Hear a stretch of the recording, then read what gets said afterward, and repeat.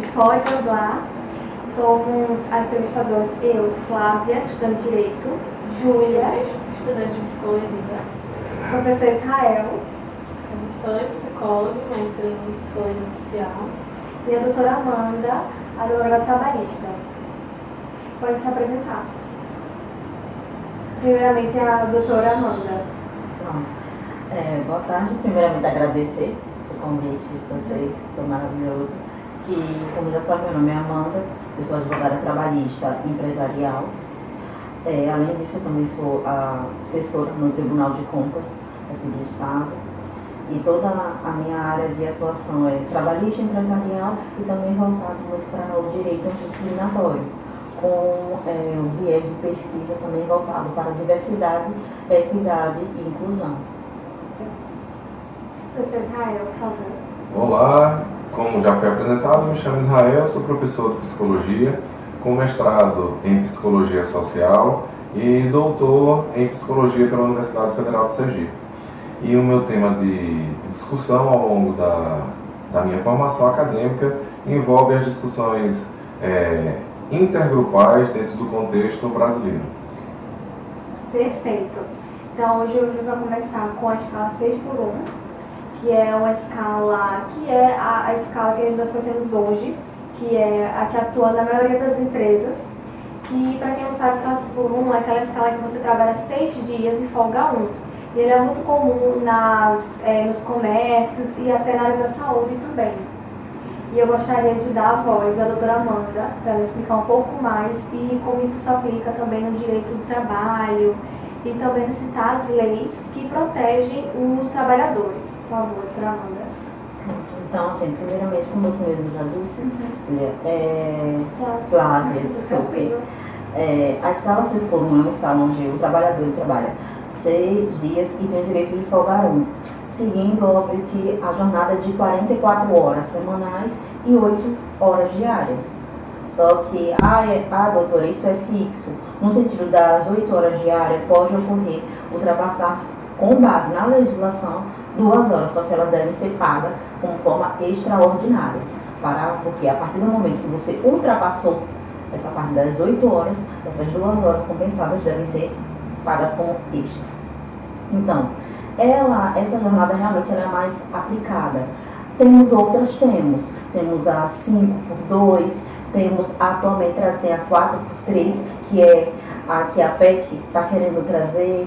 Então, assim, temos a jornada 12x36, que também é muito aplicada na parte da saúde, mas essa 6x1 realmente na parte de comércio, shoppings, é a que você mais vê, e nas grandes empresas também muito que ela prevalece, essa parte comercial.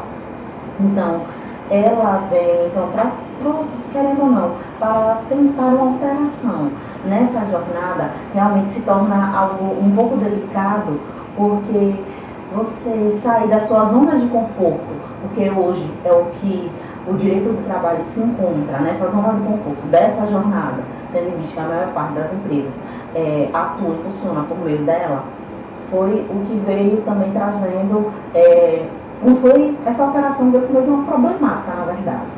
Porque o Brasil hoje, ele é campeão no sentido de país que tem pessoas com maior nível de ansiedade.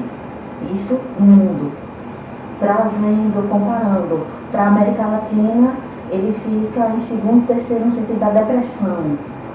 Fazendo essa análise, é que você começa a pensar que tem alguma coisa errada nessa sociedade. E isso se torna gritante quando a gente entra na seara trabalhista, principalmente com um olhar para essa escala. Frente a esse problema, os próprios legisladores começaram a perceber que está acontecendo alguma coisa, tem algo de errado e precisamos mudar.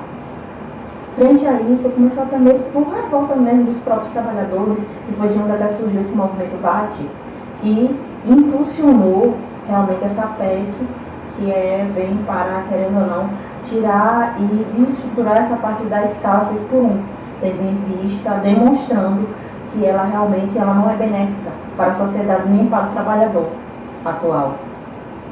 Então, veio por meio desse movimento que busca essas alterações e realmente uma escala que impede você de desfrutar da sua família por mais tempo, que querendo ou não, afeta a sua saúde mental, você não consegue desempenhar suas atividades laborais da forma adequada, de forma de qualidade, querendo ou não, ameaça mesmo até o seu próprio emprego, até o seu próprio vínculo, ou seja, até o seu ganho-pão está ameaçado quando aquela escala ela está afetando negativamente a sua vida. Então, a escala 6x1, ela é, ao mesmo tempo que a sociedade está confortável nela, já foram percebidos que ela não tem como ela prosseguir na sociedade, tendo em vista, querendo ou não, a evolução e as transformações sociais. E querendo ou não, a sociedade ela trouxe esse olhar mais para dentro, no sentido da saúde mental. Para você trabalhar bem, você tem que estar bem mentalmente. Não só é mente e corpo sã para você conseguir desenvolver suas atividades. Exatamente. Muito bem pontuado, doutora. Exatamente isso. E que, como antes de começar o podcast, estávamos discutindo sobre isso, que a nova geração, ela anda colocando a saúde mental em primeiro lugar e o trabalho vem em segundo. Como a senhora falou, né, o corpo tem que estar em mente, o corpo e mente tem que em equilíbrio. E por conta desse novo posicionamento da geração Z, muitas empresas acabam vendo a geração Z como pessoas preguiçosas, não querem trabalhar, não querem, é a geração neném, não quer estudar, não trabalhar. Então, assim, não é porque não quer trabalhar, é porque é uma nova geração que pensa assim, primeiro minha saúde mental, primeiro a minha família, primeiro meus estudos. E a nossa geração, no caso, né, está iniciando agora, é o início da vida adulta. Então são muitas preocupações, a preocupação do futuro, com o trabalho. E é uma demanda muito alta. E às vezes essas pessoas, da geração Z, né, acabam vendo, esses jovens acabam vendo a família, os pais que também trabalham nas casas por um, não tem muito tempo com a família e pensam, não quero isso para mim. Eu quero ter tempo com a minha família, com os meus filhos. Então, tem todo esse... Exatamente. Então, tem todo esse andamento. E, por conta disso, quando o trabalhador fica doente, ele é visto como apenas um número na empresa. Quando ele fica doente, quando acontece algo, até caso de óbito mesmo, é simplesmente, tá bom, vida que segue, vamos colocar outra pessoa no seu lugar. E é triste isso. Então, acho muito interessante isso, que a nova geração está colocando a mão na consciência pensando, eu vou priorizar a minha saúde, que é o mais importante. Mas também porque essa geração ela conseguiu ter um olhar mais amplo. Porque antigamente, se você observar muitas empresas, era aquela coisa de funcionário de pequenininho, entrou naquela empresa porque o pai trabalhava e lá permaneceu e só já saiu já no centro de aposentadoria, então até mesmo quando morreu. Hoje em dia não é assim. Querendo ou não, o capitalismo veio também de uma forma que transformou até mesmo, óbvio, essa visão empresarial. Logo, essa geração Z, ela conseguiu enxergar isso muito mais rápido e até no sentido de que, se acontecer alguma coisa comigo nessa empresa, eu vou ser substituído. Então, se eu vou dar tudo de mim, tudo bem, mas ao ponto de me prejudicar minha mente, minha saúde, não ter um convívio familiar, e muitas vezes, até mesmo, aquele não existir a contrapartida adequada daquele esforço excessivo. Eu vou ser substituída, porque vai chegar uma hora que meu corpo vai dizer chega e eu não vou aguentar. Então a geração Z, ela querendo ou não, teve essa visão mais rápido de mundo e assim, começou a se posicionar e está na hora dos empresários também começarem a ter essa visão também. Exato, justamente para entrar em equilíbrio. Porque quando não ocorre esse equilíbrio, a tendência é os trabalhadores se revoltarem e a empresa também se revoltar e não fica naquela unanimidade. Pelo contrário, se torna uma relação hostil. Não é isso que o direito do trabalho ele visa o equilíbrio entre o trabalhador e sua empresa. As relações trabalhistas. E assim, a empresa também tem que entender que se não existir trabalhador para que eu funcione, como é que eu vou girar a economia? Eu não existo. Do mesmo jeito, o trabalhador, se eu não tiver um local de trabalho com o que trabalhar, como será? Hoje em dia, nós podemos trazer assim, tem muita gente na informalidade, exatamente por causa dessa escala. E muitas vezes essa transformação, no sentido de mudança de escala, essa visão voltada mais para o lado social, o lado psicossocial do trabalhador, é para você trazer estes trabalhadores para voltar realmente para serem seletistas, para dentro dessas empresas, realmente aumentar a economia, porque a informalidade, boa parte dela não veio só, não tem oportunidade, mas é muitas vezes ter a oportunidade, mas é uma oportunidade que vai explorar até que você não vai ter tempo nem de respirar, como muitos empregados têm, não tem tempo nem de ir ao banheiro, não tem nem autorização para isso, porque ele é visto como número, ele tem que trabalhar, ele tem que executar naquele tempo e ponto final. E cumprir metas. Exatamente. E nisso tudo, querendo ou não, é uma sobrecarga assim, desumana com o trabalhador. Então, a maioria desses informais, vendo essa transformação, esse fim dessa escala, veio também possibilitar tirar boa parte desses trabalhadores da informalidade e trazer para a formalidade. E querendo ou não, também vejo dar uma força aos sindicatos, porque a reforma trabalhista veio e desestruturou toda a parte sindical. Porque, querendo ou não, você retirar aquela contribuição da deixar de ser obrigatória, o sindicato perdeu, querendo ou não, sua força de, querendo ou não, de se movimentar, de se mobilizar. E a partir do momento que os empregados, eles buscam, querendo ou não, uma adequação ou essa entrada nessas empresas, é uma chance dos sindicatos começarem a se reestruturar e dizer, olha, eu também estou aqui para te orientar. Então, assim, eu vejo também essa mudança trazendo benefícios no sentido que tirar esses trabalhadores da informalidade, bem como trazer um respiro, uma possibilidade de desenvolvimento para os sindicatos. Então, como eu falando, vale lembrar também que o artigo 67 da CLT, a Constituição Federal, ele também reforça o direito ao descanso. No artigo 7º, inciso 5º, são proteções que buscam equilibrar a saúde do trabalhador com a necessidade de produtividade das empresas. Como eu falei anteriormente, as empresas elas colocam a necessidade dela acima da do trabalhador. E diz apenas lucro. Você tem que produzir X, você tem que cumprir tal escala, você tem que produzir X para alcançar tal resultado. Então, é basicamente isso. E o empregador, ele é visto como uma ferramenta para alcançar aquele lucro. E eu vou te dar um valor singelo para você conseguir aquilo. Além da escala alta, ainda tem um valor muito contrário ao esforço daquele trabalho. Aí já é um assunto ainda mais profundo. Exatamente. Mas é porque, assim, o empresariado, ele tem, sim, um olhar para esse empregado, só que o empregado também tem um olhar para o empresário dizer, você está milionário com o meu trabalho, então eu também mereço mais, receber mais. Isso também já é um conflito.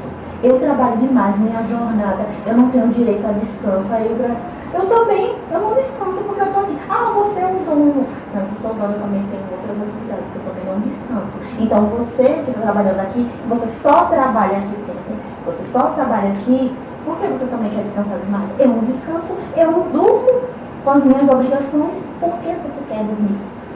Entendeu? Ainda tem muito desse olhar que um se colocar no local do outro é muito complicado, mas querendo ou não, existe aquela hipossuficiência aqui do trabalhador. Querendo ou não, ele está numa posição totalmente desprivilegiada. E ter esse olhar no sentido de que eu estou visando o lucro. Ok, o erro não está em visar o lucro, é na forma que você está visando esse lucro. Porque se o funcionário está bem, ele está descansado, no outro dia ele chega disposto para trabalhar, você não vai trabalhar de forma séria, de uma forma assim, o trabalho vai ficar melhor ainda, a produtividade dele vai ser muito maior, ou seja, logo que ele produz mais, ele precisa ganhar mais. Se ele está descansado, evita também um acidente de trabalho, sabe? Evita uma combinação de uma empresa com um burnout. Então, assim, é você simplesmente sair da caixinha e ter esse olhar além.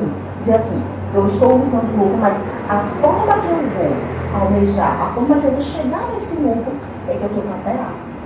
Então, eu tenho que olhar de uma forma completamente diferente para o meu empregado. Então, é esse olhar e essa consciência que os empresários estão precisando muito. Exatamente. Eu não tinha colocado isso novamente. E, inclusive, eu queria até citar uma novela que está bastante alta, que é Vale Tudo. Tem uma personagem que é Solange do Prate. Ela vai entrar, pelo que os internautas andam analisando, ela vai entrar em burnout. Por conta disso, que a vida dela é só trabalho e ela é CLT. Ela trabalha nessa escala. E a vida dela é só trabalho porque ela não tinha nem tempo para o relacionamento dela amoroso, para o relacionamento com a família, com os amigos, e teve que se ausentar muito, teve que abdicar de muitas coisas por conta do trabalho. E, em decorrência disso, a personagem vai ter burnout. E, na realidade, não é diferente. Muitas pessoas, tanto na área da saúde como na área de vendas, principalmente de vendas, que é ainda mais forte, em ambas, na verdade, mas nessas duas áreas, a pessoa, o empregador, ele fica numa situação que ele apenas vive para o trabalho dele e ele não tem o tempo para os seus filhos, sua família. Muitas vezes é uma mãe solo, às vezes é um pai solo também, que cuida do filho sozinho, é um jovem que tem que se preocupar, como falei anteriormente, né, com a família, com os estudos. Então, assim, em decorrência disso, a lei deveria criar uma súmula que visasse mais a preocupação com a saúde mental dos trabalhadores. Porque com essa reforma na lei, essas pessoas vão trabalhar melhor, como a senhora anteriormente falou, e vai haver até mais equilíbrio, vai haver uma situação de equidade entre o trabalhador e o empregador, e até entrar para a igualdade, digamos. Por mais árduo que seja, e, consequentemente, essa pessoa não prejudica a sua própria saúde. Exatamente. Não é à toa que teve essas alterações agora na NR1, exatamente, que foi trazer esse olhar para o risco psicossocial desse trabalhador, onde começou a chamar a atenção, não afastou uma responsabilidade do próprio trabalhador, mas também trouxe mais responsabilidades para o empregador, tendo em vista a sua posição, tendo nessa relação, nesse vínculo empregatício. Porque para o empregado, ele trouxe o direito de renúncia, por exemplo. Se ele identificar que aquele cara, aquela função, ele tem um risco urgente, um risco eminente, ele tem um direito de recusa. E ele não pode ser penalizado por isso, e nem ser criticado por isso. Então, chamado direito de renúncia. E aquele empregado, por mais que não seja a função dele, ele identificar dentro daquela empresa um risco eminente, ele tem por obrigação informar ao seu superior hierárquico, para que ele adote as medidas cabíveis. Já a empresa, em contrapartida, ele deve rever o seu gerenciamento de risco, fazer realmente essa análise, voltar pelos riscos psicossociais. Querendo ou não, essas alterações, quando você vai analisar, elas são todas voltadas para evitar o burnout. Querendo ou não, o assédio no ambiente de trabalho, ou seja, toda e qualquer situação que vai afetar negativamente, mentalmente, aquele trabalhador, ao ponto dele chegar e não conseguir desempenhar suas atividades de forma produtiva, qualitativa, e sair daquele âmbito do trabalho e a começar a afetar negativamente também sua vida pessoal. Então, puxou um pouco mais essa responsabilidade do empregador. Ele deu a obrigação hoje em dia às empresas, que vai ser obrigatório mesmo a partir de 25 de maio de 2026, que foi prorrogada. Mas as empresas já estão em adaptação, no sentido de fazer o planejamento de risco, e obrigatoriamente elas devem, querendo ou não, armazenar todas as informações e deixar tais informações desse planejamento de risco disponíveis, tanto para o trabalhador, tanto para as autoridades, como para de fiscalização, bem como para os sindicatos. Ou seja, ir por um prazo de 20 anos aquelas informações. Então não é simplesmente fazer e dizer, aquele trabalhador saiu da minha empresa, eu vou descartar. Não. Você fez voltado somente para aquela área, daquele tipo de trabalho, tendo em vista que o risco eminente estava ali, não importa se aqueles trabalhadores já saíram, se eles já, não importa. O risco foi em relação à área, você deve armazenar por 20 anos.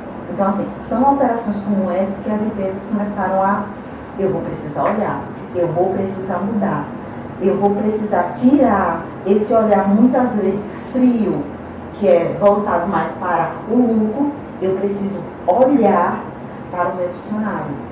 Eu já tinha, querendo ou não, outras obrigatoriedades no sentido, o acidente de trabalho, o próprio assédio no ambiente de trabalho, querendo ou não, isso já vinha, querendo ou não, sendo analisado pelas empresas, mas eles não estavam analisando de uma forma tão rigorosa. Precisou vir essa alteração de forma impositiva para eles começarem a entender. Ou você analisa isso, ou você vai começar a sofrer sanções. E não é só sanções trabalhistas, são sanções na parte previdenciária, porque tem as chamadas ações de regresso do INSS, que vão ser contrárias índice ao valor da empresa.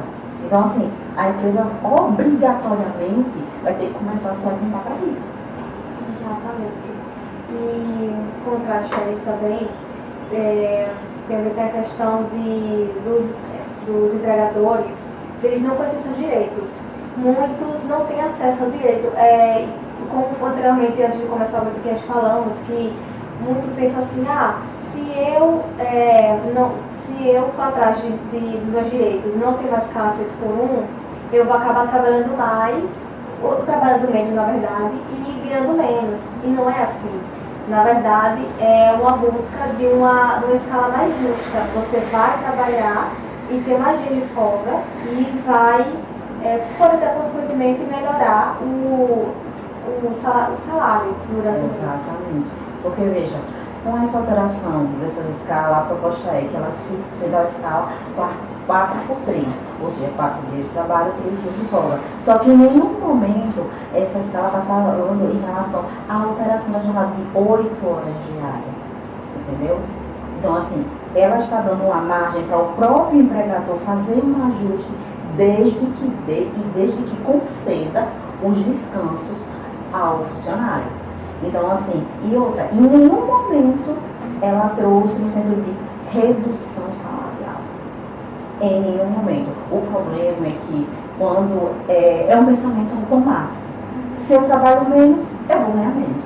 Eles pensam assim na proporção, no sentido de que eu vou contabilizar somente minha hora trabalhada, então o salário, eu não vou receber o salário mínimo. Isso aí é um outro tipo, que aí é quem recebe o horista, que faz essas contas. Mas você, CLT, que recebe sua carga horária, recebe o salário mínimo, você vai fazer seu cálculo normalmente, porque a alteração de escala nada tem a ver com em relação ao salário. Tanto é que me mostre CLT, Constituição, onde é que vem falando de escala de trabalho. Não ponto. Não é à toa que o ataque só está realmente na jornada do trabalho. Agora, como ela vai ser vista e adequada, aí vou deixar, querendo ou não, para as empresas, os empregados, porque a escala é trazida nos acordos individuais, nos contratos. Ela não vai fazer na CLT e nem na Constituição, para ser de forma impositiva e algo que não possa ser ajustado. Exatamente.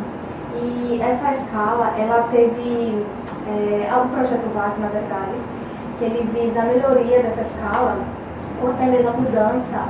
O projeto VAC é o projeto Vida Além do Trabalho, e ela foi criada pelo Rick Azevedo. E, consonante a isso, ele era um farmacêutico antes. E ele já viveu nessa parte laboral, né? Que essa escala mais desumana, que é extremamente lascivo para o trabalhador, algo maçante. E por conta dele ter divulgado esse projeto nas redes sociais, principalmente no TikTok, aumentou ainda mais a proporção. E consequência disso, a deputada Erika Hilton, ela foi a principal percussora em aumentar ainda mais a visibilidade nesse assunto. Então, assim, as mídias sociais têm um papel importantíssimo em dar visibilidade a um assunto que muitas das pessoas ignoram. Ele é visto como algo com frescura na sociedade. Inclusive, no nosso projeto também teve uma parte, além do podcast, antes do podcast, além do podcast, que foi uma pesquisa em campo. Foi realizada por Júlia e Lucas, e outro colega nosso, do Lucas. E nessa pesquisa, houve um contraste muito interessante entre pessoas que queriam a melhoria e outras pessoas que achavam que era frescura. Muitos queriam melhoria, isso a maior parte eram jovens, e outra parte que não buscava melhoria e pensava assim, isso aqui é bobagem, eu vou trabalhar menos dia pouco, eu tô aqui vivo, trabalhei muito aqui vivo, são pessoas mais velhas, às vezes que não tem tanto acesso à informação e acaba caindo em fake news. Acontece muito isso, né? Essas pessoas recebem uma mensagem por WhatsApp e, eita, não vou apurar a veracidade, se está na internet é porque é verdade. Então, exatamente isso. Quanto mais se debate sobre o assunto, coloca ele nas mídias, mais ele ganha visibilidade e as pessoas têm mais chance de debater e, quem sabe, buscar melhoria sobre aquele assunto. E ainda vou chamar atenção para isso. Você sabia que já existe uma PEC que já queria, querendo ou não, a extinção da jornada 6 por 1 antes dela? Antes dela, foi, salvo engano, era a PEC 221 de 2019. Ela foi já até retirada para que essa tomasse mais força, porque ela veio com uma força tanto dos movimentos sociais, da sociedade de um jeito que falou, não, essa vai afetar querendo os parlamentares de uma forma que eles vão parar para analisar e vão, querendo ou não, dar uma oportunidade. Porque a outra estava correndo em silêncio, ninguém sabia que tinha. Existia, mas só que ela vinha também agora com uma falha gravíssima. Dava 10 anos para as empresas se adequarem. Eu quero saber a saúde mental de um empregado, se ele vai suportar 10 anos. Então, assim, ela vinha com esse erro crasso. E, querendo ou não, a atual PEC, que está correndo, ela passando a vigorar, ela é de imediato. Então, assim, não vai dar esse tempo, essa margem. E, querendo ou não, em 10 anos o que pode acontecer? 10 anos, na verdade, é uma margem máxima para uma atualização legislativa. Então, agora você dá 10 anos para uma empresa, para ela se adaptar. Isso daí realmente é bem complicado. Para você ver, precisou vir uma outra PEC com um fundamento, querendo ou não, baseada nas redes sociais, com a força das redes sociais, com a força dos movimentos sociais, da sociedade, até mesmo dos sindicatos, para que ela fosse vista de fato pela sociedade e passasse a ser comentada. Senão, até quando, meu gerente, você quer ser ouvido? Exatamente. Eu tenho uma pergunta. Na verdade, eu elaborei 3 perguntas para a senhora. Na sua visão, quais são os principais desafios enfrentados para quem trabalha nas classes por 1? Os principais desafios são você conseguir associar a sua jornada de trabalho com o seu descanso. Porque o que é descanso para um empregado? O descanso é você ter o lazer com a família, só que você está tão cansado, tão deteriorado, que como é que você vai conseguir brincar com seus filhos? Ou então, muitas vezes, essa jornada maçante lhe ocupou por tanto tempo que muitos olham assim, o jeito que você não dá, eu vou precisar trabalhar. Então, em pouco tempo que lhe resta, muitos empregados vão querer trabalhar de Uber. Qual é o tempo que ele direciona para a família? Ele para dar assistência à criança. Exatamente. Ele passa a não ter vida. Então, assim, um dos principais problemas é esse olhar. Depois, essa escala, ela, querendo ou não, ela é por ser maçante, ela gera muitas doenças mentais. A exemplo, o burnout. O burnout é uma doença gravíssima e simplesmente o funcionário está passando um colapso. É um colapso nervoso. Porque chega ao ponto de ele simplesmente não conseguir mais desenvolver suas atividades laborais como desenvolvia antes. Na verdade, muitos param por completo, criam um pânico. Além disso, querendo ou não, esse tipo de jornada cria uma carga excessiva de trabalho. Uma carga excessiva aumenta a cobrança por parte do empregador. Querendo ou não, começa a ocorrer um certo assédio no ambiente de trabalho, no sentido de principalmente cumprir metas. Você tem que cumprir metas, se você não cumprir, né? Você não cumprir metas, aí começam aqueles problemáticas que aquele funcionário, querendo ou não, ele se sente prejudicado. Para a empresa isso é péssimo, mas até o momento o empregador ele não está visualizando isso. Então, o desenvolvimento, querendo ou não, das doenças mentais, querendo ou não, cria um ambiente de trabalho tóxico, porque querendo ou não, é isso que desenvolve. O profissional está ali, muitos já iniciam, já o dia já com medo, eu não vou bater a meta, é muito excessiva, eu não cumpri a diante de hoje, eu não vou dar conta, eu vou precisar fazer hora extra. Então, assim, é uma sobrecarga absurda. E muitos ultrapassam até mesmo essas 2 horas, que você tem um jornal de 8 horas. Por lei, 2 horas a mais que devem ser pagas na forma de hora extra. Mas ele está tão no sentido de eu preciso bater meta, eu preciso bater meta, eu preciso bater meta, que ele segue trabalhando. E nisso que ele chega é um prejuízo tanto para ele quanto para a empresa. Mas ainda o empregador está vendo, começou a vendo a produtividade, a gente está trabalhando mais, então vai ter que entrar um lucro, você não está vendo. Então, assim, é algo que é muito arriscado para ambos os lados e, querendo ou não, a outra problemática é excessiva, a ocorrência excessiva de horas extras, tanto que prejudica tanto o funcionário quanto a empresa. Exatamente. E outra pergunta também. Doutora, você acredita que a legislação atual oferece proteção suficiente para esses trabalhadores? O que seria proteção suficiente? Uma proteção visando e esses trabalhadores terem direito a uma escala mais justa, se ocorrer algum tipo de assédio na empresa, uma situação que deixe ele vulnerabilizado, quais são, se essas leis realmente oferecem um alicerce a esse trabalhador? Atualmente, na verdade, precisa sim de atualização. Porque, querendo ou não, os vínculos trabalhistas, as relações de trabalho se transformam conforme a sociedade também se transforma. Então, ocorre essa transformação social. As legislações precisam sim ser revistas, atualizadas. Uns falam, num lapso de 10 anos, eu ainda acho muito, que a transformação social ela está ocorrendo de uma forma muito rápida com o passar do tempo. E se observar cada vez mais uma escala, a exemplo da 6 por 1, ela gera um problema, que gera um outro problema, que vem um terceiro problema, e nisso é problema ao ponto que a legislação não está tendo mais mãos para cobrir, nem suportar, nem proteger esse trabalhador. Precisa sim de uma atualização e, acima de tudo, não é só você dizer assim, pega uma lei e jogar no mundo. É a atualização, fiscalização por parte dos órgãos, bem como por parte da própria sociedade.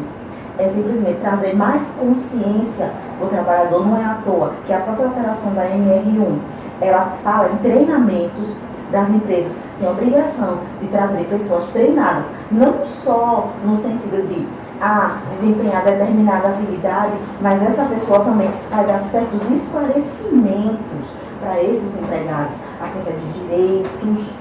Então, assim, querendo ou não, estão vindo ainda legislações que estão auxiliando, mas atualmente elas precisam sim ser alteradas, porque uma proteção total a gente só tem quando, além da lei, nós temos a fiscalização e a busca da efetividade.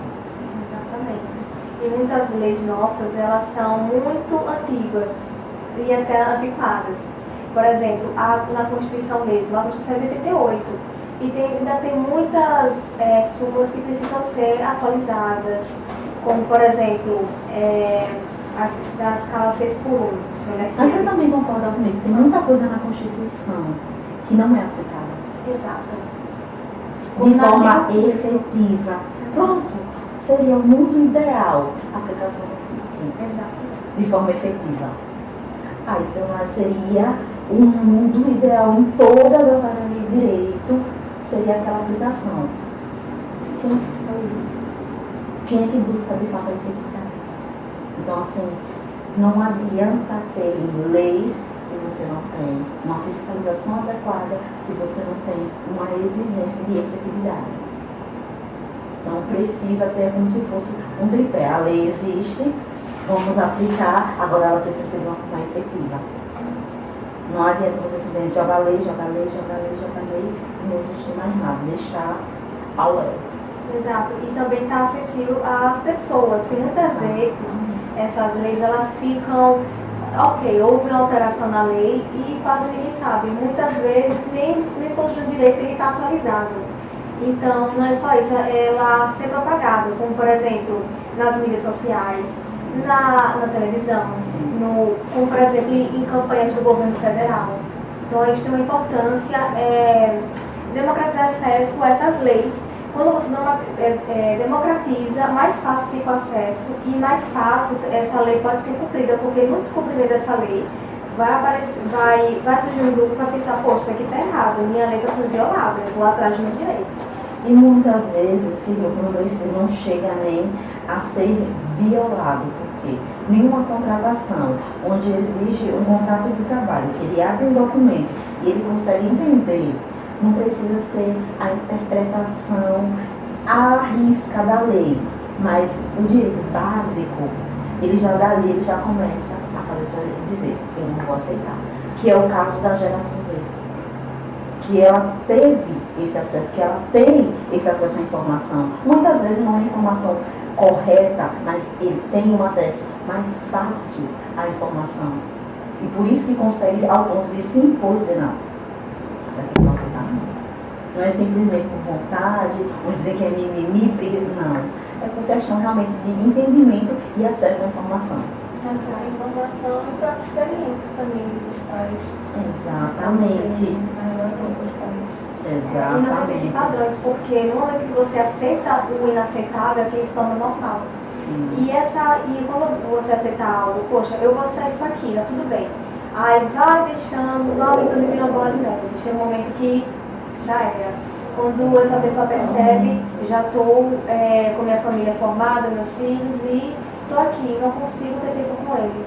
Eu não consigo ter tempo para estudar, eu não consigo ter tempo para viajar com minha família. Não tenho nem sequer condições para quitar as dívidas, comprar os alimentos para casa. Veja, quando eles ainda percebem, eu vejo uma possibilidade de mudança. E quando não percebem, ou seja, toda uma vida já transcorreu, muitas vezes já perdeu os filhos, aqueles momentos com o filho, muitas vezes a esposa, o marido já faleceu, aí que ele para pensar. Eu passei a minha vida toda trabalhando. Aí aquela coisa do ali sim eu tarde demais. Exatamente. Agora eu vou dar a voz a Júlia e ao professor Israel. Professor Israel, nessa questão desse gancho do entendimento de metas, procurar ter metas e seguir todas as cargas que o trabalhador, que o funcionário recebe, na sua visão, como a cultura da produtividade, a pressão para ser sempre mais produtivo, que se manifesta no dia a dia do trabalho?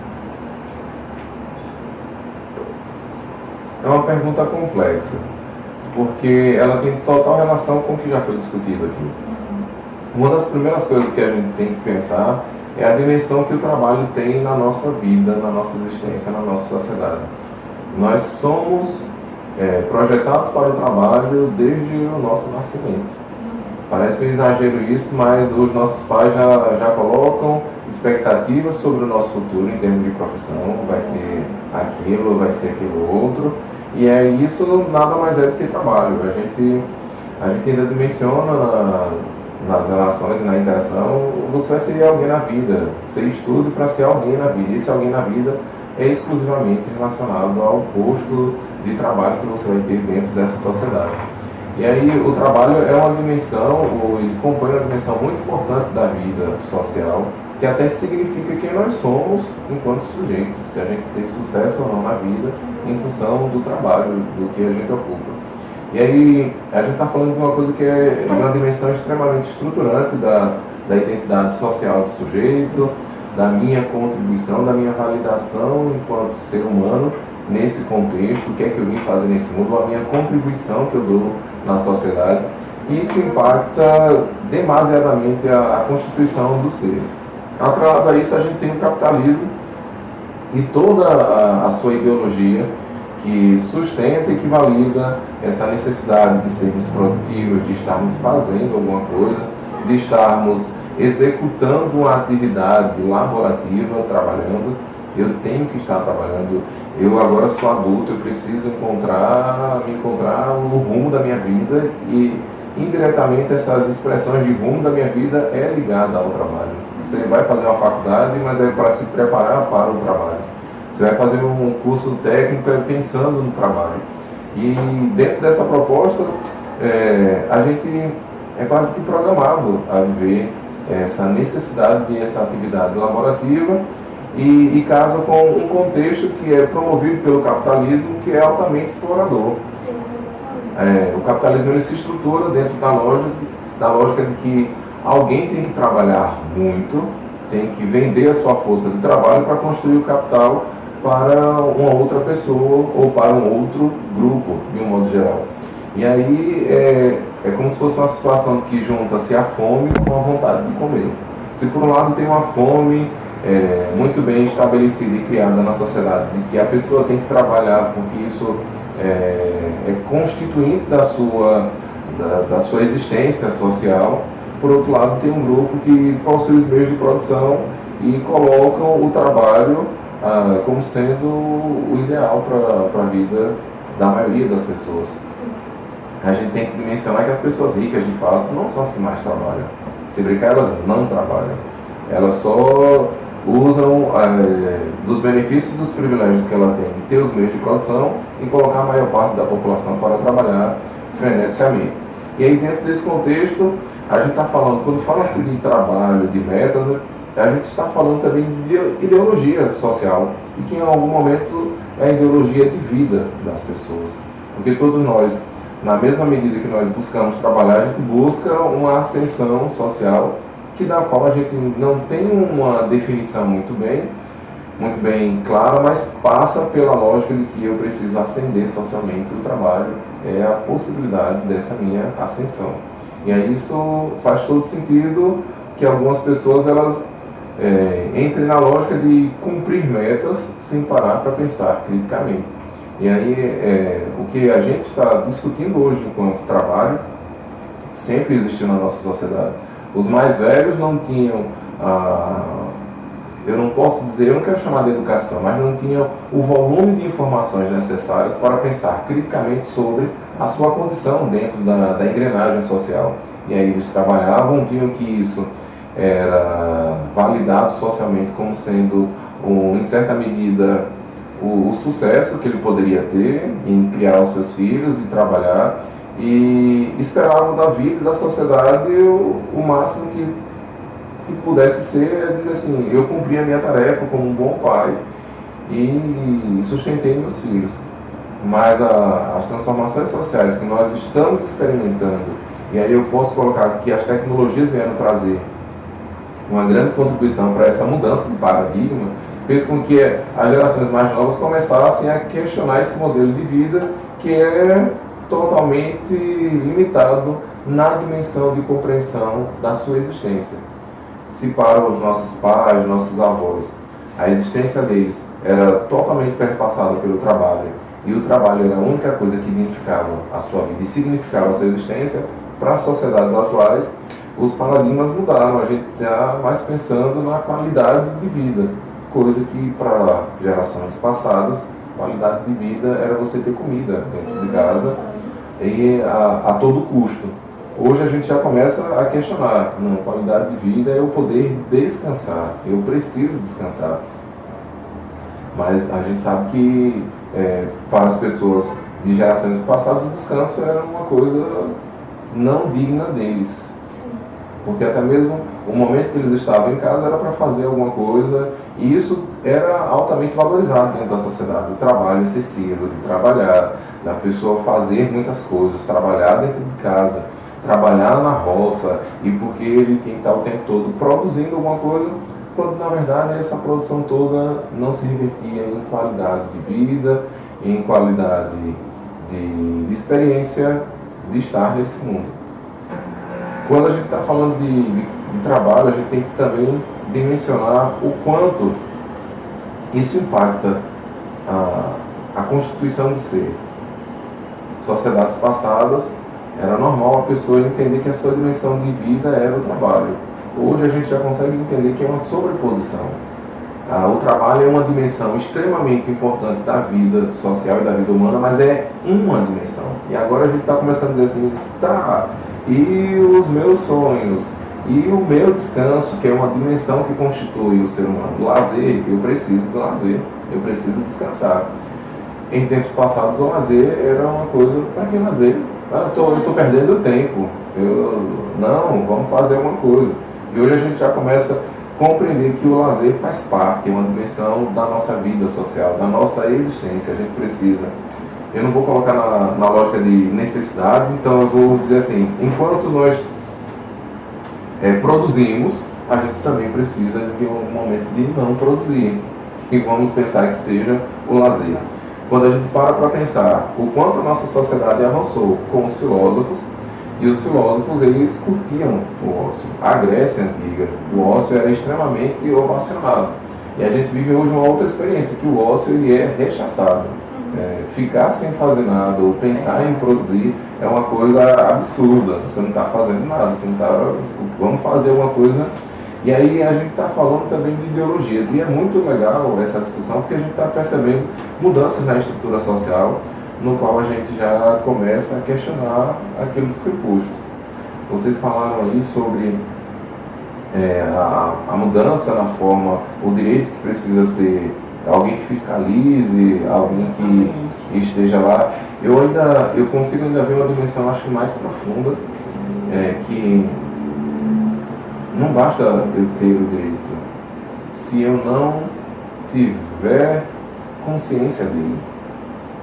E aí as outras gerações não bastava ter o direito ao descanso, sempre foi, mas existia uma população que não tinha consciência dele. Porque o que eu observo, e talvez eu não sou jurista, mas se eu desconheço a possibilidade desse meu direito, não faz sentido para mim tentar buscá-lo. E aí, hoje a gente está vivendo uma dimensão em que as redes sociais, eu não vou dizer nem as redes sociais, mas as novas tecnologias e a tecnologia digital, ela promoveu isso, que é uma maior discussão aberta a respeito disso, de que eu tenho direito sim de descansar, eu tenho direito de pensar. Toda essa discussão que a gente fala, que a gente faz hoje, ela é uma proposta muito das academias, de se discutir o trabalho excessivo e tal, mas em termos de sociedade era a lógica de viver, que estava todo mundo vivendo dentro daquela proposta. E aí as informações sobre as discussões sobre o trabalho, sobre jornada, sobre exaustão, sobre a engenharia social, que foi multiplicada também pelas redes sociais, faz com que mais pessoas digam: ei, peraí, o trabalho é uma dimensão da minha vida, mas não é tudo, eu preciso trabalhar. Por que é que eu tenho que morrer trabalhando para enriquecer uma empresa, um CNPJ, que a gente sabe que essa ideia de CNPJ é uma pessoa que está atrás dali, que ela lucra com tudo isso. E agora a consciência ou a informação do direito faz com que as pessoas comecem a buscar o seu direito. E aí é extremamente importante o papel da educação. E aí eu vou compreender a educação como sendo o conjunto dessas transformações que nós estamos vivendo como um todo, para a gente não pensar somente na educação sistemática, de ir para uma escola e tal, que ela é extremamente importante, mas só ter uma possibilidade de se fazer uma leitura crítica da realidade. Sim.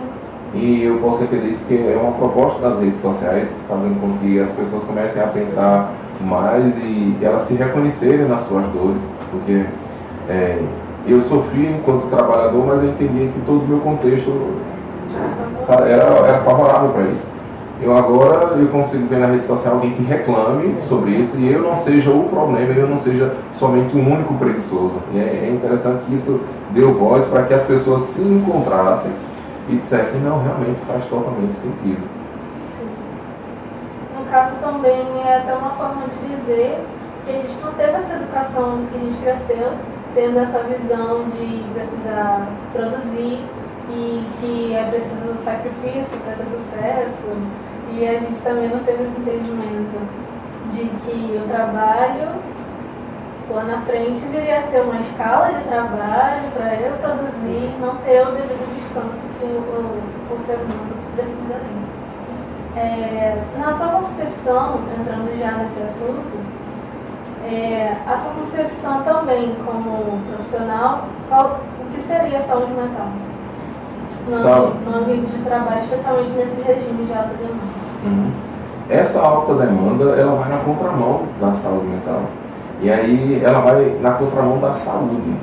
Porque quando a gente vai entender A concepção hoje de saúde, que ela é biopsicossocial, essa escala de trabalho ela é contraproducente no que a gente possa pensar em aspectos de saúde do indivíduo.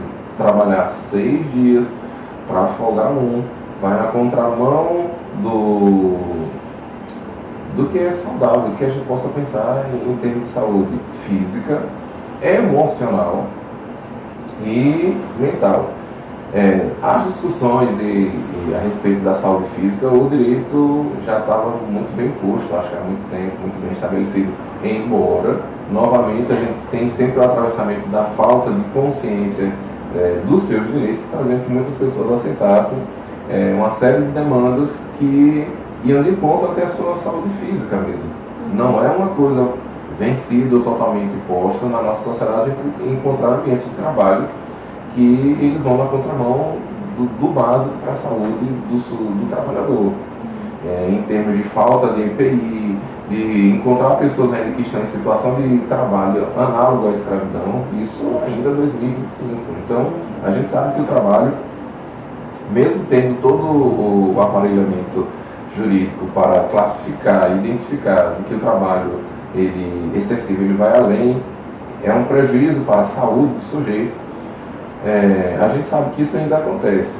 E aí, a saúde mental do trabalhador, quem é esse sujeito e o quanto esse trabalho pode atingir dimensões da vida que vão para além do trabalho, é uma discussão relativamente nova e que, graças ao empenho de muitas pessoas, a gente já começa a, digamos assim, a vislumbrar um cenário melhor, porque o direito começou a se fazer presente e efetivo a partir dessa medida da NM1.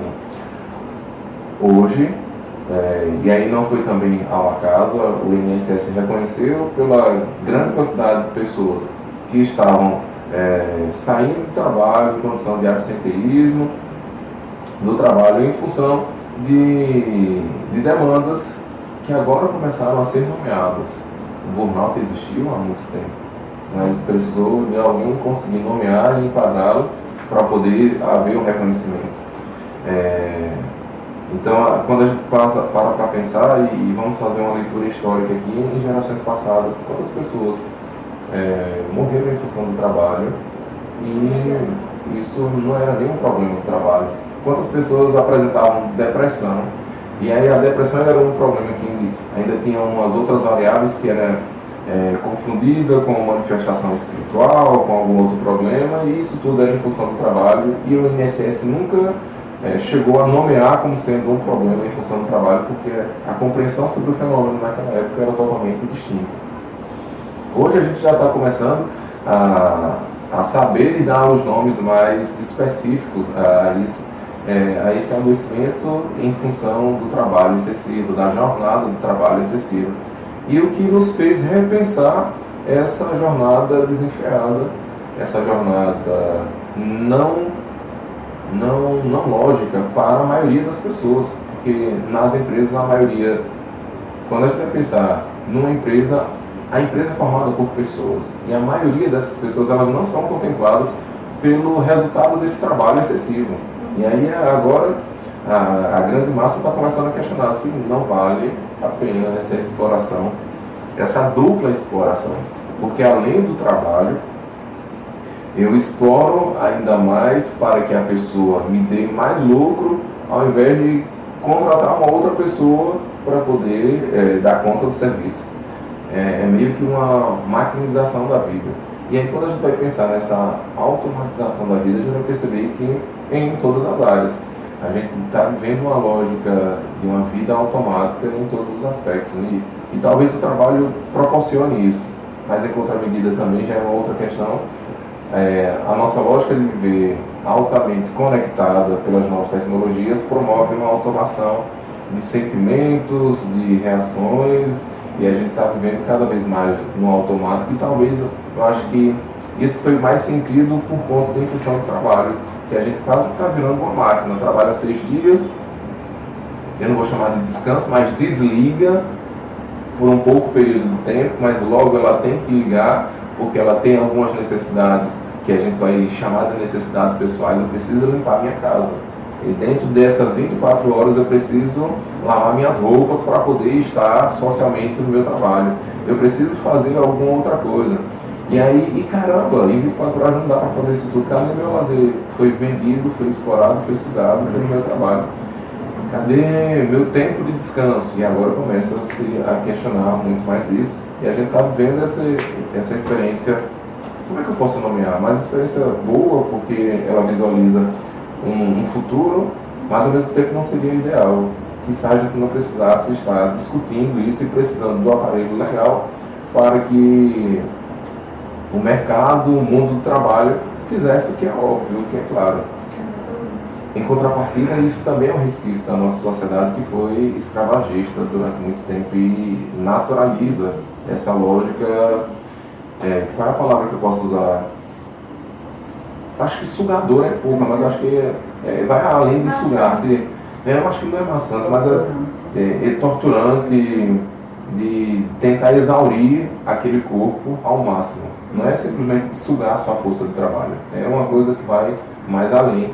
Que eu acho que a gente ainda não nomeou esse desejo desenfreado que nos faz trabalhar tanto em nome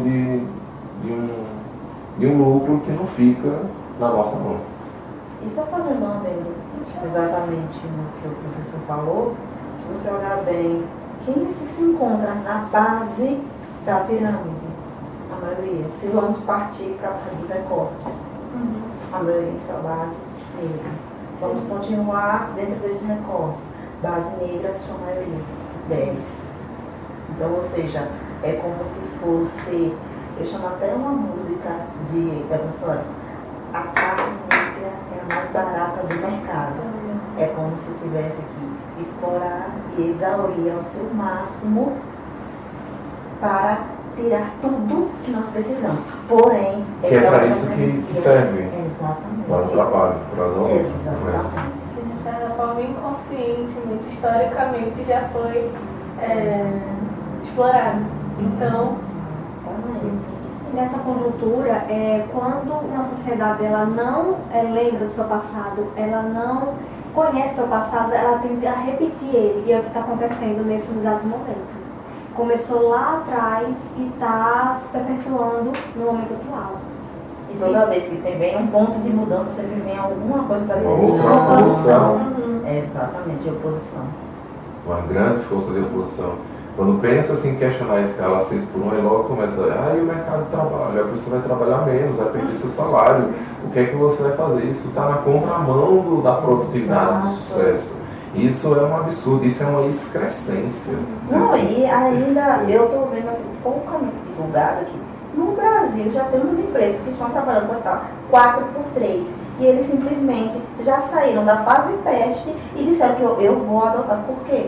Eles perceberam que melhorou, ou seja, não caiu a produtividade daquele prédio, melhorou a produtividade e, consequentemente, eles conseguiram melhorar economicamente. Então, isso não é divulgado. Isso não está sendo chamado tanta atenção nas redes sociais. Porque realmente incentiva o círculo vicioso de trabalho. Licença, vou querer água?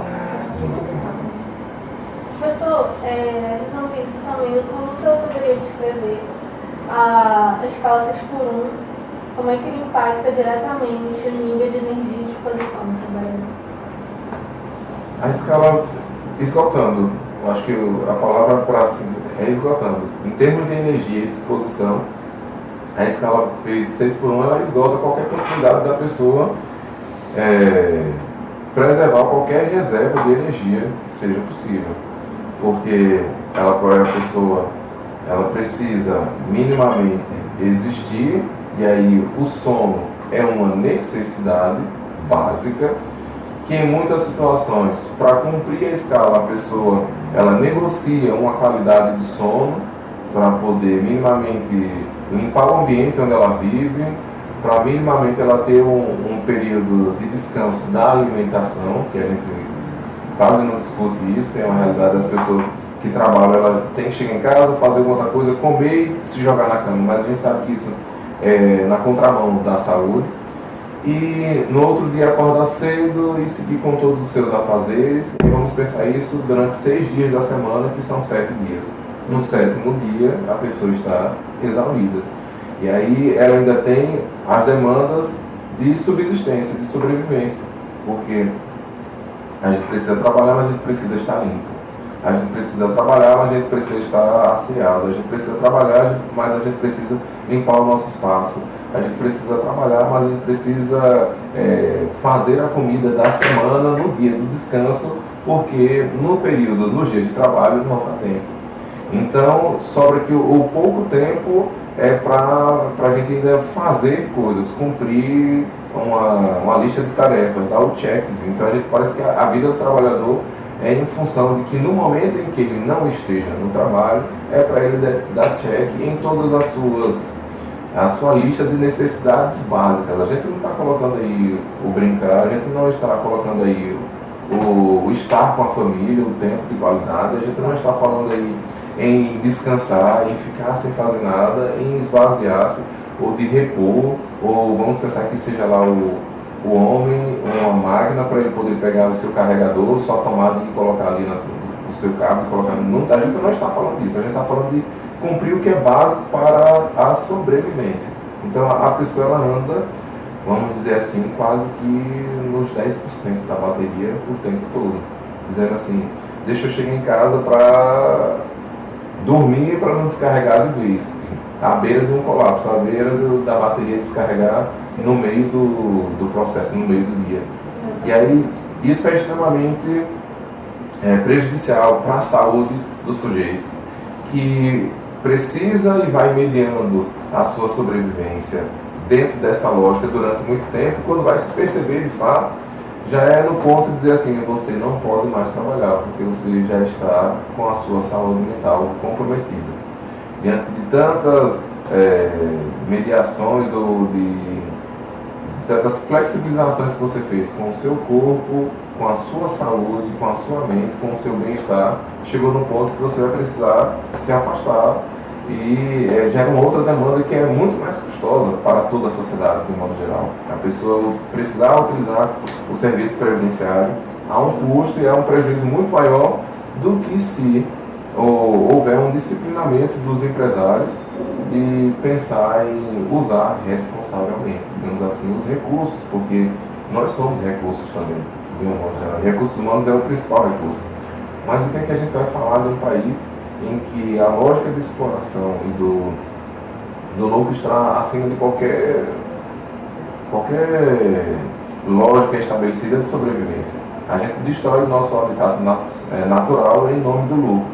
E aí se quem detém os meios de produção pensa em destruir um habitat natural em função do lucro, esse habitat natural não é somente a natureza em termos dos biomas, não, é o ser humano também. A gente vai dentro dessa lógica de que o ser humano vale pouco dentro do trabalho.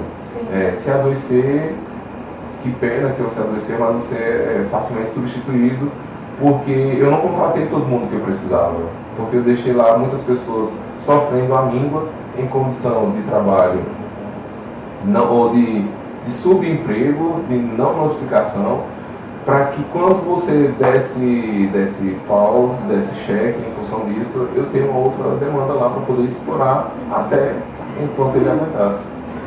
É uma leitura crua da sociedade, mas é assim.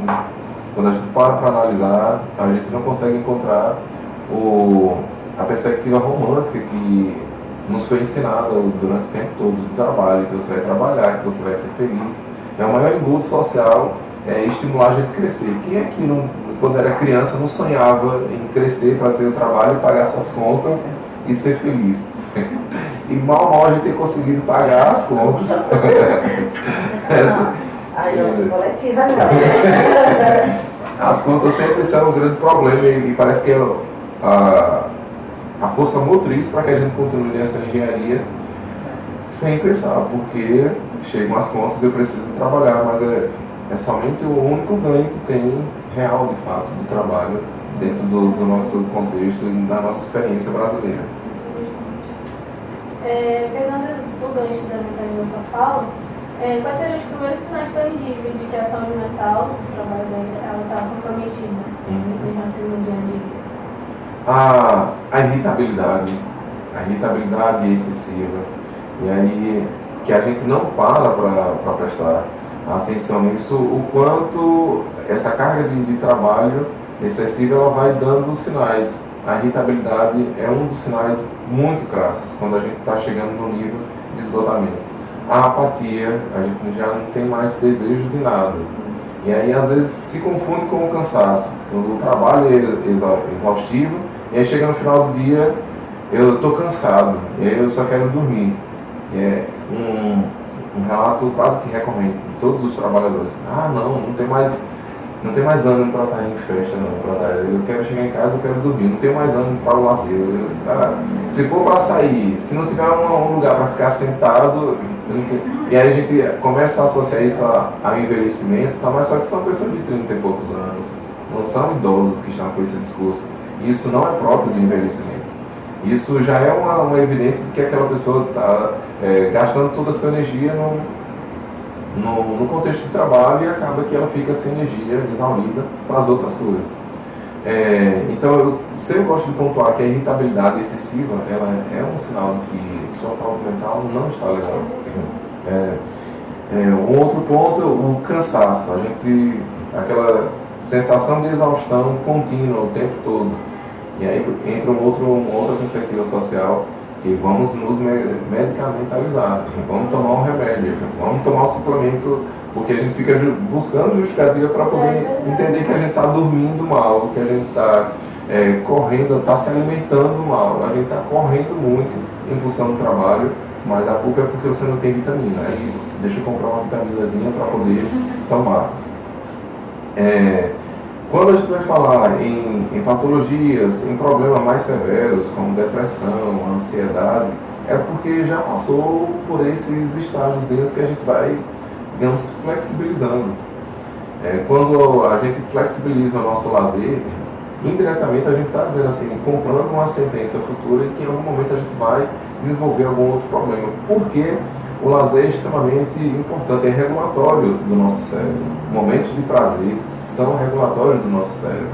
E aí, se por um lado a gente vai entender que o trabalho ele é estressor, naturalmente ele é estressor, a gente precisa desses momentos em que a gente consiga regular todo esse turbilhão de informação e de neurotransmissores que serão, digamos assim, depressores do nosso corpo. A gente precisa, em certa medida, colocar ou ter experiências prazerosas para que a gente consiga dizer assim, valeu a pena, estou me sentindo novo, renovado.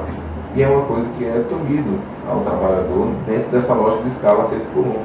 No máximo que ele vai poder dizer assim, eu já consegui dormir 8 horas. E ao mesmo tempo ele já vai ser tomado, eu tenho que limpar minha casa, eu tenho que fazer isso, eu tenho que fazer as compras, eu tenho que fazer a comida da semana para já deixar toda pronta.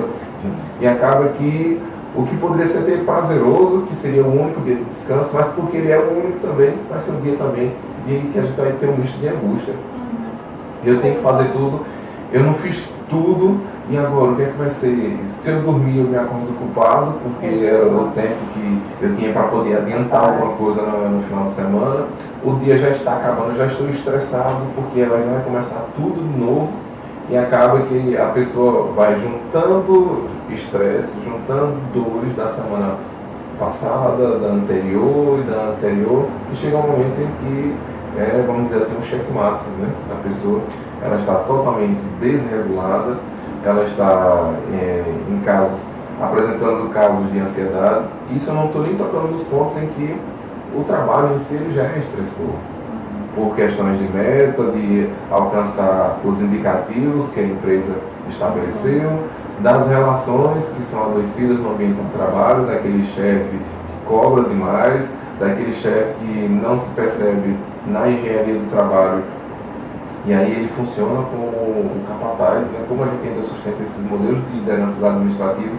em que o chefe não é um simples funcionário, não é um líder, ele é mais uma pessoa ali para fazer cumprir todas as metas e mais um pouquinho, porque isso em certa medida vai atestar o nível de qualidade profissional dele, porque ele fez com que a equipe dele produzisse mais, até mesmo do que o patrão ou que o superior imaginava.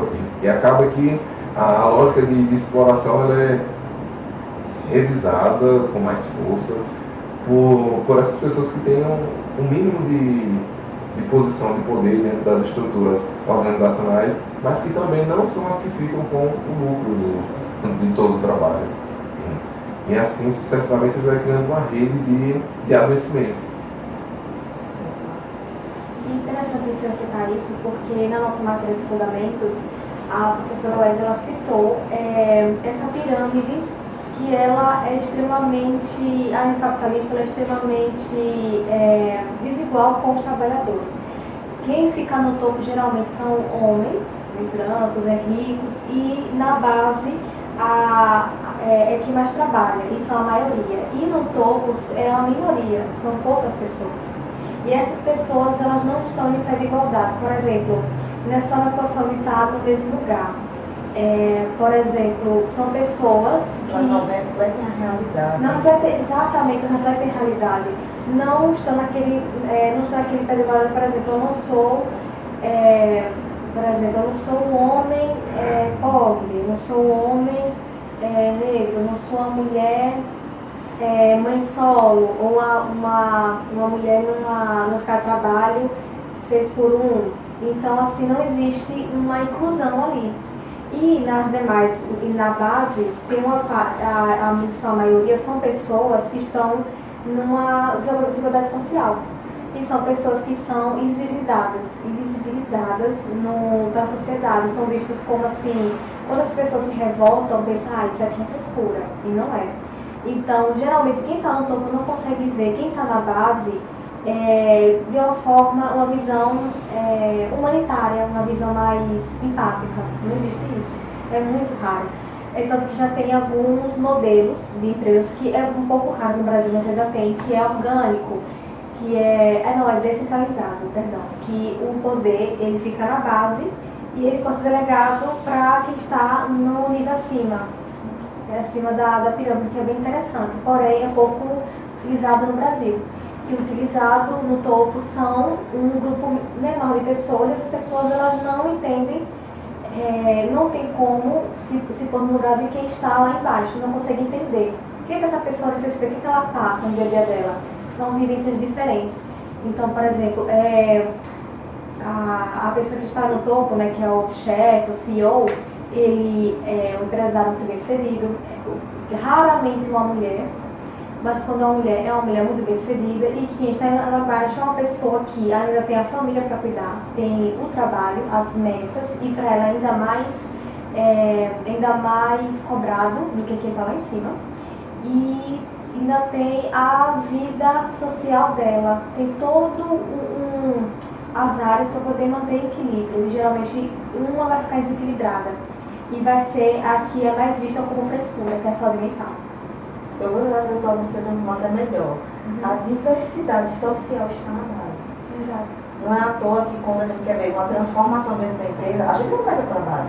Assim, a maioria tem que ser... Não, a gente sempre tem que começar pelo topo. A partir do momento que você conscientiza quem está no topo, é que você consegue trazer. Foi como a gente estava conversando até antes. Para eu fazer um trabalho preventivo dentro de uma empresa, eu tenho que ouvir, primeiramente, entender todas as necessidades, mas eu escuto primeiro. Quem está lá no topo. Quem está na base, eu vou ouvir. Mas quem está no topo, eu tenho que entender para começar a trabalhar aquela mente para entender que, olha, não basta eu atender suas necessidades. Eu preciso entender a necessidade de quem também está na base. Mas primeiro é aquela coisa, trabalhar quem está no topo, fazer ele entender isso. Depois é que você consegue, vamos dizer, trazer da diversidade, a equidade e a inclusão para aquela empresa, ou seja, para todo o resto da pirâmide. Mas até que você consiga fazer isso, é que é todo um trabalho, todo um processo. Mas é por quê? A desigualdade social. Essa desigualdade de não refletir o topo, não refletir a base, é onde você encontra a primeira barreira. Porque nós sempre buscamos os iguais. Em contratação, raramente você vê uma pessoa que está contratando ela ser uma pessoa preta, e normalmente reflete quem é o dono da empresa. Ou então aquela pessoa que é logo abaixo da empresa, logo abaixo do dono, aquele cargo. Aí ele vai fazer uma contratação. Quando ele olhar, você acha que muitas vezes ele vai olhar diretamente o currículo? Não. Ele vai olhar para você e procurar o semelhante. Ele sempre tem essa maneira de procurar o semelhante, ao invés de olhar a qualificação, muitas vezes. Então, isso é um grave erro até da parte empresarial daquele país. E de outros países também, mas que você percebe lá a forma da mudança. E aqui você percebe essa manutenção desse sistema e que precisa ser alterado. Eu nomeio isso que você falou aí como racismo. E aí, racismo numa dimensão de não moralidade. Quando a gente parar para entender que o racismo não se trata de uma conduta moral, a gente vai começar a entender como operacionaliza o mundo do trabalho, a nossa sociedade de modo geral. Mas eu também sou totalmente contrário a esses modelos hierárquicos, embora eu seja que toda a sociedade esteja operacionalizada dentro dessa lógica, mas ela é na contramão da equidade e da igualdade. E as propostas hoje que nós temos hoje é de, ao máximo, tentarmos flexibilizar e quebrar esse modelo hierárquico de que algumas pessoas elas estão no comando das organizações e aquilo ali vai dar uma melhor organicidade, fluidez e tal, porque é desconsiderar uma lógica basal de que se nós somos uma organização onde 30 pessoas pensam, a somatória desse resultado vai ser muito melhor do que uma pessoa pensa. Mas a gente, em certa medida, nós somos ensinados a acreditar que isso é o melhor para o grupo, para a organização. Enquanto, na verdade, eu tenho dúvidas e minhas reservas de que isso seja uma grande falácia. Inclusive, empresas em que tenham testado modelos onde a hierarquia seja mais fluida, elas apresentam resultados melhores. Mas quando vem parte de uma sociedade, e eu vejo aqui, empresas muito familiaristas, elas ainda não alcançaram esse nível de desenvolvimento e muitas não estão abertas a isso. Essa é uma problemática, essa mudança, essa hierarquia que existe. E até realmente, o racismo estrutural é algo que vem de uma forma assim avassaladora. Só que não é racismo. Quando você chega numa empresa dessa, não é racismo. Eu vi assim, pela qualificação. Aí quando você pergunta qual a qualificação dessa pessoa, tudo bem, você vai falar qual a qualificação? Ela tinha um porte, ele começa a descrever a pessoa. Eu não, peraí, qualificação é uma coisa. Você descrever ela é outra. Aí você percebe, foi discriminante. É onde você vê ali que é um racismo, você fala em racismo. Não é racismo, não. Eu jamais vou. Aí é que você percebe, realmente, você, eita, que trabalho. É mais complicado, é mais embaixo, é a conscientização. Vai ter que ser de uma outra forma, da forma até mais efetiva aqui dentro. Porque senão, você não vê uma mudança social, nem uma transformação. Porque hoje, uma empresa dizer, eu vou crescer, eu quero crescer, você olhando, tendo racismo estrutural dentro da empresa, você não olhando a diversidade, porque você abre a porta ou abre a janela da sua empresa, quem é seu consumidor? Toda aquela população da diversidade. Ele olha para você, você não representa. Você olha para ele e não consegue fazer um produto que represente aquela sociedade ao ponto de atraí-la. Aí fica. Mas em compensação você sabe explorar aquela sociedade. E colocar ela na base. Quando essa pessoa tem um currículo muito bom, não coloca, por exemplo, tem cursos de línguas, já viajou para o exterior, já fez cursos, pós-graduação, essa pessoa acaba ficando no máximo um pouco acima da base, mas nunca um pouco. Na verdade, é colocada em prova, a teste. Nunca acreditam que é aquilo mesmo. E foi aquilo mesmo, não foi? E como foi que fez? Começam os questionamentos para dizer, não, eu preciso eliminá-la para colocar ela com os demais da base. Exatamente. Não só nessa questão, né, da racismo, mas também pessoas PCDs são vistas como incapazes. Mulheres trans também, pessoas PCDs que não, tanto deficiência intelectual como também motora. Nossa, se eu colocar, muitos pensam assim, o dono de empresa, se eu colocar essa pessoa aqui, quem contrata principalmente, né? Colocar essa pessoa aqui, eu vou ter muito gasto, eu vou ter muita dor de cabeça, eu vou ter que ter um elevador para um cadeirante, aí vai demandar muito gasto, essa pessoa não vai ser produtiva. Então já é uma visão capacitista mesmo. Não só racista, como também capacitista. Mas também isso aí, eu puxo a responsabilidade para o judiciário e fale a forma efetiva o judiciário combater isso? Não está sendo feita. Puxando esse gancho também, no ambiente de trabalho, qual tipo de suporte, aí eu vou perguntar para os dois, qual tipo de suporte a empresa ela poderia oferecer para a saúde mental também dos funcionários e iniciativas para poder adotar e criar um ambiente mais acolhedor? Eu acho que medidas efetivas é visualizar situações emblemáticas que possam ser adoecedoras para o sujeito, tanto em termos de jornada de trabalho quanto de relações no trabalho, né? E aí essa repaginação dessas lógicas hierárquicas dentro do ambiente do trabalho, o que é que pode, o que é que não pode. Hoje cada vez mais tem sido discutido os assédios, né?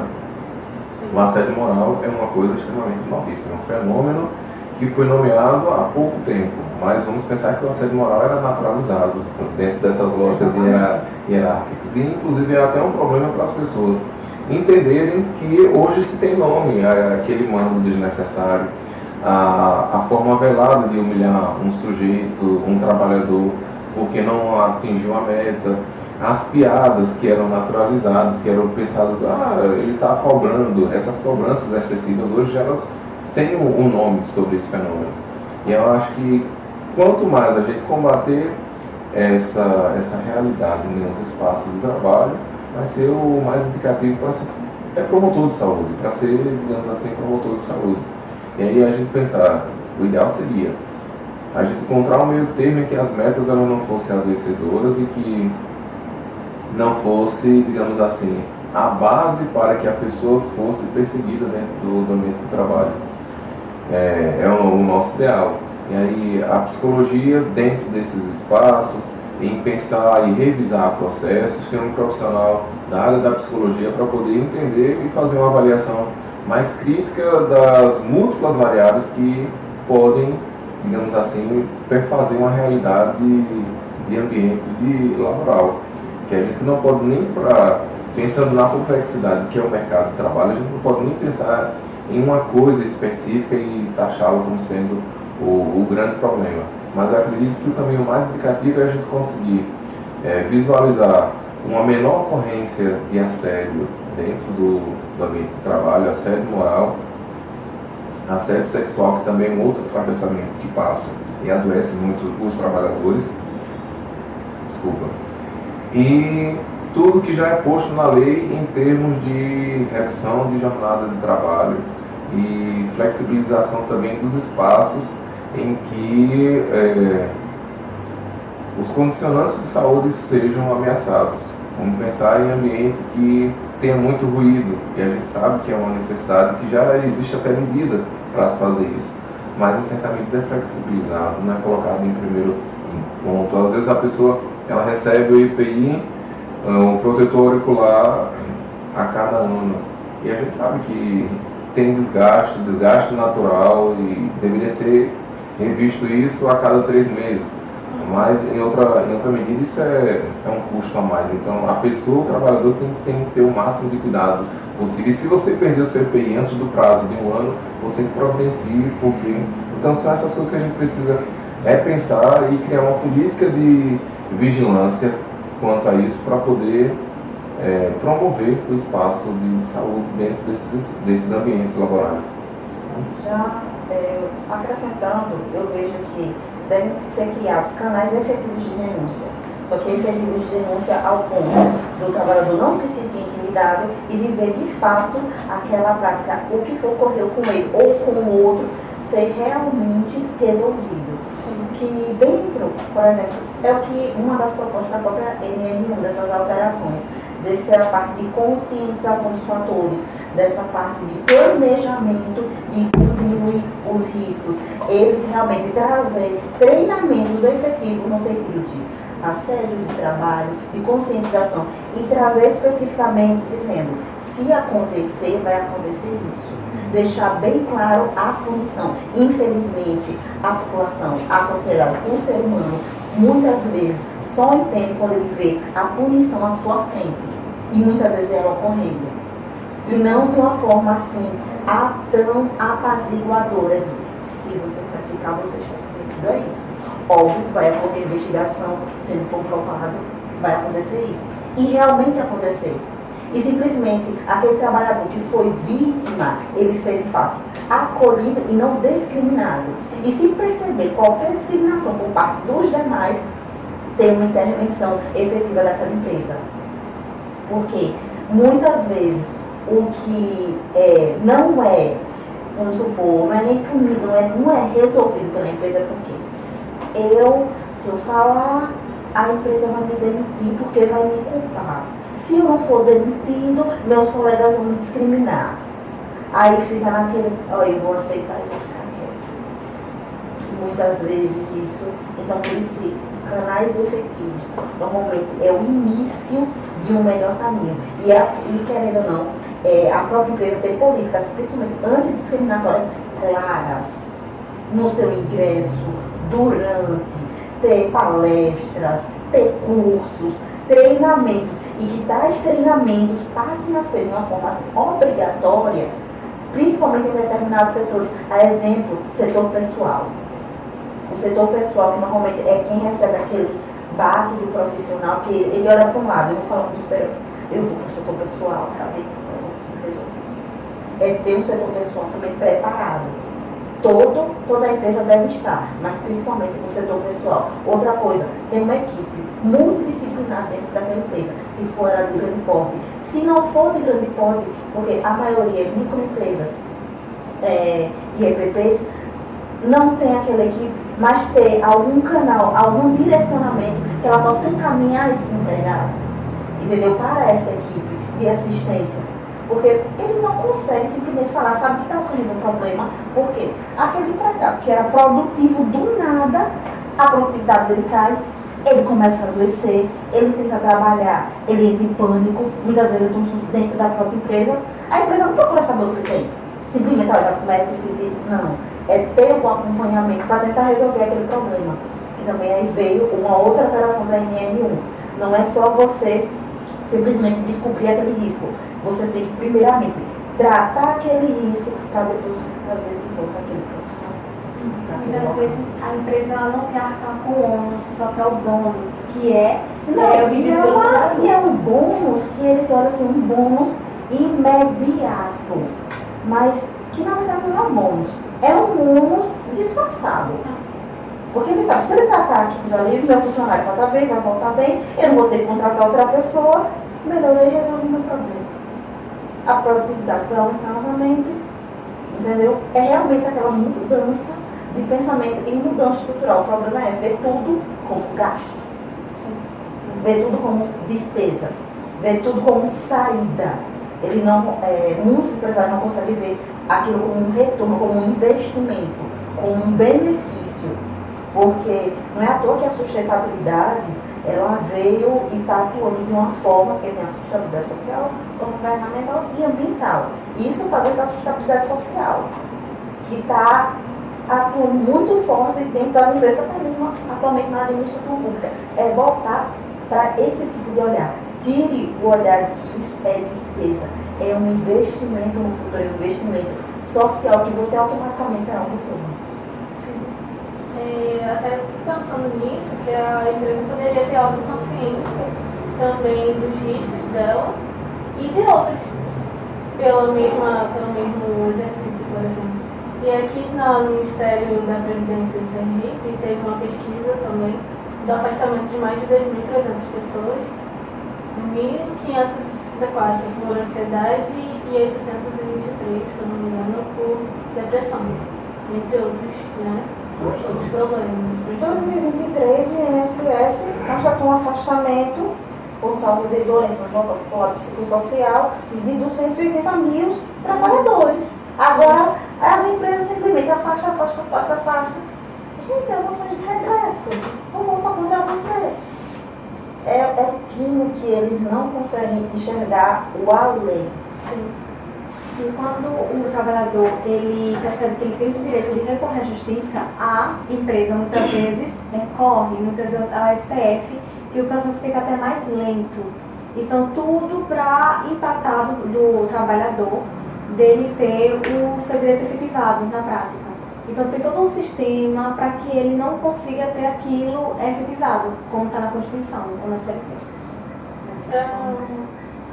Para finalizar, se vocês tiverem, ou se tem, alguma principal mensagem para essas empresas e para os empregadores, os empregados também, sobre a importância de rever esses modelos de escala exaustivos em prol da saúde dos seus funcionários. Ao meu ver, que o empresário ele precisa ter uma visão mais ampla e real da sociedade. Ele tem que entender que a sustentabilidade, que é social, a econômica e ambiente, elas estão andando conjunta, e principalmente a social dentro das empresas, que não adianta ter uma visão realmente capitalista, voltada exclusivamente para o lucro, se você não olhar para aqueles que compõem a sua empresa. Se sua empresa existe, porque você tem trabalhadores. Então você precisa olhar para todo o corpo da sua empresa, ao invés de olhar simplesmente para o caixa dela. Perfeito. Ok. Não.